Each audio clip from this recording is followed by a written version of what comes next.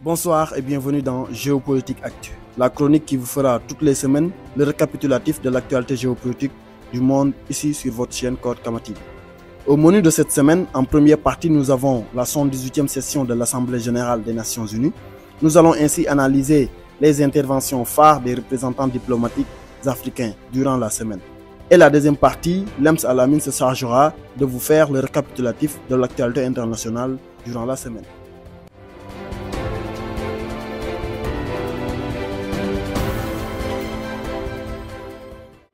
Cette semaine, nous avons assisté à l'ouverture de la 118e session de l'Assemblée générale des Nations Unies. Une occasion pour les présidents de s'exprimer au nom de leur peuple. Le président sénégalais en a profité pour rassurer l'opinion internationale par rapport à la démocratie au Sénégal. Monsieur le Président, chers amis, le 25 février 2024 se tiendra l'élection présidentielle sénégalaise. Comme les précédentes, elle sera démocratique, libre et transparente. Et le 2 avril, je passerai le pouvoir à mon successeur, après 12 ans à la tête de notre pays.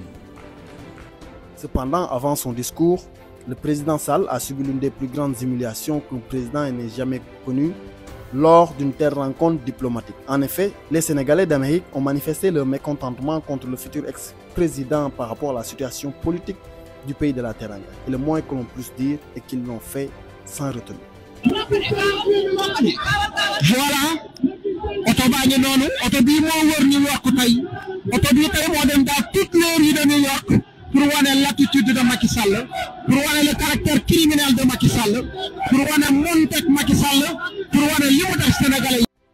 Par ailleurs, le président de la transition guinéenne, Mamadou Doumbouya, a tenu à être clair, limpide face aux partenaires internationaux. Nous ne sommes ni pro, ni anti-américains, ni pro, ni anti-chinois, ni pro, ni anti-français, ni pro, ni anti-russe, ni pro, ni anti-turc. Nous sommes tout simplement pro-africains, c'est tout. Même si la plupart des Africains ont adoré son allocution à la tribune de l'ONU, il faut rappeler au colonel qu'on ne sent plus sa présence dans la dynamique que le Mali, le Burkina et le Niger ont enclenchée. Pour rappel, Bamako et Conakry ont fait des conseils interministériels ensemble l'année dernière. Mais depuis quelque temps, on note une froideur dans les relations, ce qui nous pousse à poser la question de la semaine. Le colonel Mamadou Doumbouya est-il sincère dans sa démarche? Merci de nous donner votre avis dans les commentaires.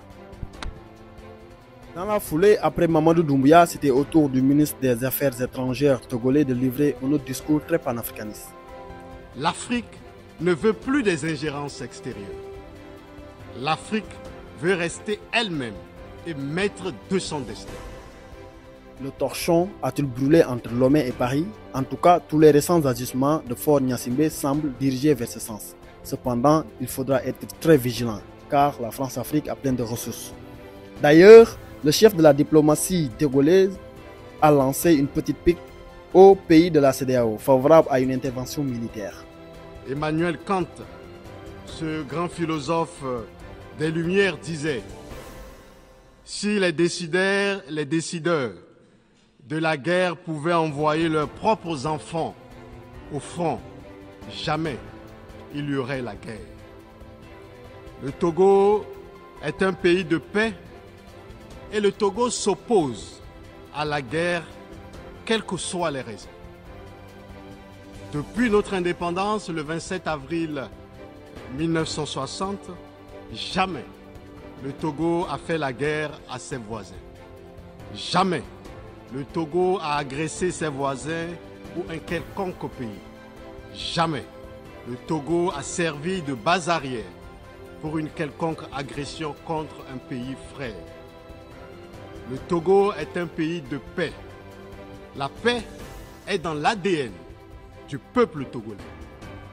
Le Togo a toujours été un pays de médiation qui favorise le dialogue, la négociation et l'entente entre les peuples et les gouvernements. Dans la même dynamique que le Togo, le Cap-Vert a affiché son désaccord à la tribune. Nous devons tous œuvrer pour le rétablissement de l'ordre constitutionnel au Niger, mais en aucun cas par une intervention militaire ou un conflit armé en ce moment, a déclaré le président José María Neves.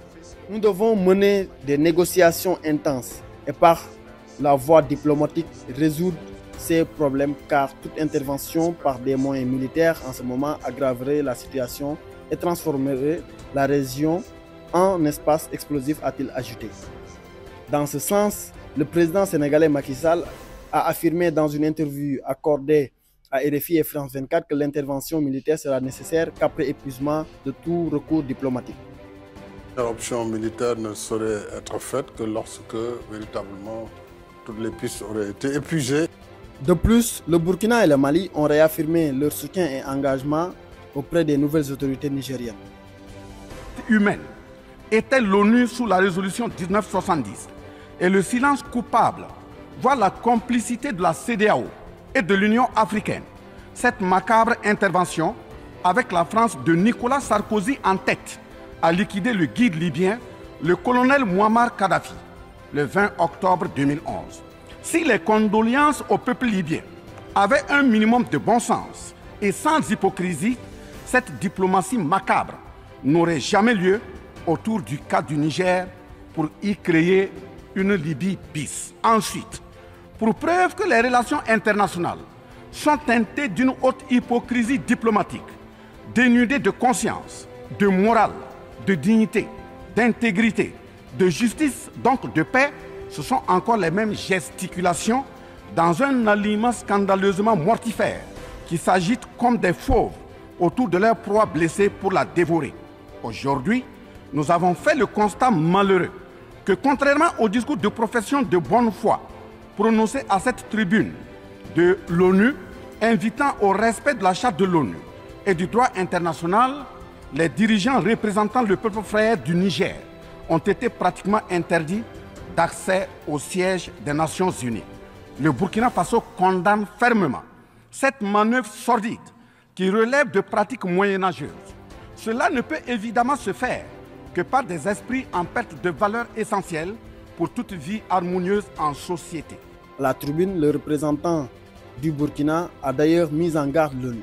La promotion de la mauvaise gouvernance, le pillage, la désorganisation sociale et la corruption qui conduisent immanquablement au coup d'État, qui ne sont donc que des conséquences.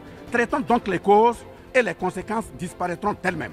Mais si nous continuons avec ce jeu de l'Autriche, à la diplomatie d'hypocrisie, aux mensonges éhontés d'État, aux crimes organisés, au tripatouillage constitutionnel et à la fabrication de l'armée à la tête de nos États africains, même l'ONU risque de ne pas échapper à un coup d'État.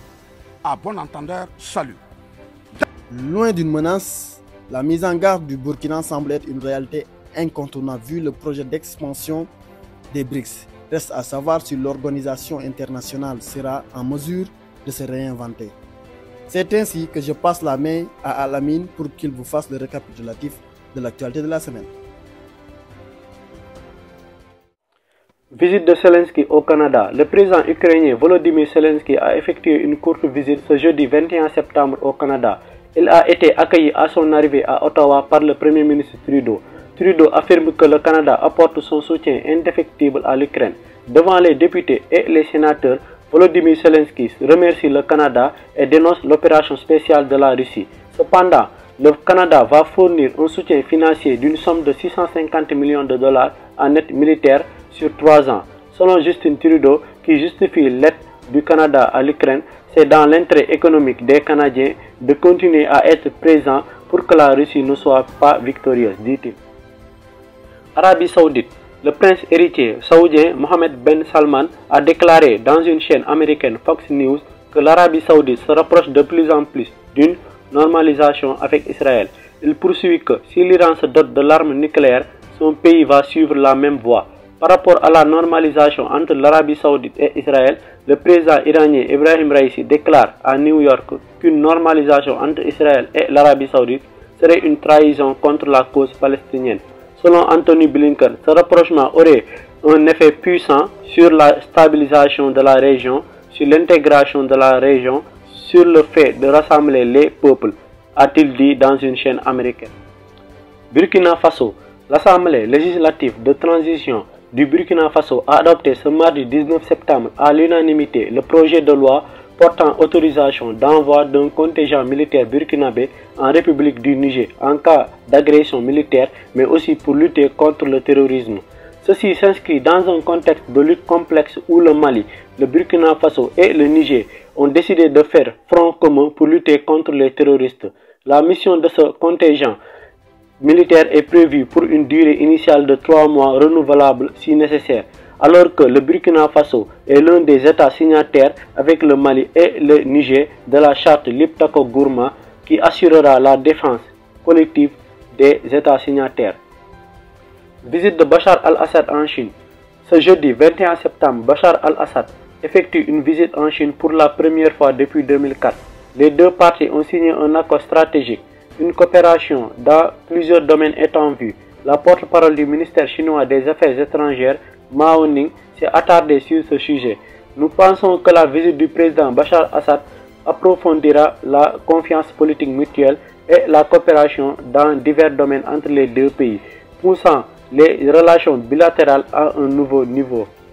Problème entre la Pologne et l'Ukraine. Ce mercredi, la Pologne a décidé d'arrêter de fournir d'armes à l'Ukraine dans une déclaration du Premier ministre polonais Mateusz Morawiecki. Nous ne transférons plus aucun armement à l'Ukraine, dit-il. Pourtant, la Pologne fait partie des alliés stratégiques et fidèles de l'Ukraine depuis le début de la guerre. En effet, lors de son intervention à la tribune de l'ONU mardi, Volodymyr Zelensky déclare que certains pays feignent la solidarité avec l'Ukraine en soutenant indirectement la Russie. Il fait certainement allusion à la Pologne. Le président polonais lance une pique à Zelensky. L'Ukraine se comporte comme un noyé qui s'accroche à tout ce qui lui tombe sous la main. Une personne qui se noie est extrêmement dangereuse. Elle est capable de vous entraîner dans les profondeurs et de noyer tout simplement le sauveteur. Conflit du Haut-Karabakh. Ce mardi 19 septembre, l'armée azerbaïdjanaise a mené une offensive dans l'enclave à majorité arménienne. Les séparatistes arméniens ont déposé les armes ce mercredi et accepté les pourparlers pour une réintégration de ce territoire sécessionniste à l'Azerbaïdjan. D'ailleurs, le premier ministre arménien critique l'attitude de Moscou, prenant ainsi ses distances pour se rapprocher des Occidentaux. D'autant plus que l'Arménie a fait des exercices militaires avec les Américains, tandis que la Russie est très préoccupée par l'opération spéciale qui se déroule en Ukraine. C'est ainsi que ce premier numéro de Géopolitique Actu prend fin. Nous vous donnons rendez-vous la semaine prochaine et en attendant, vous souhaitons une excellente semaine.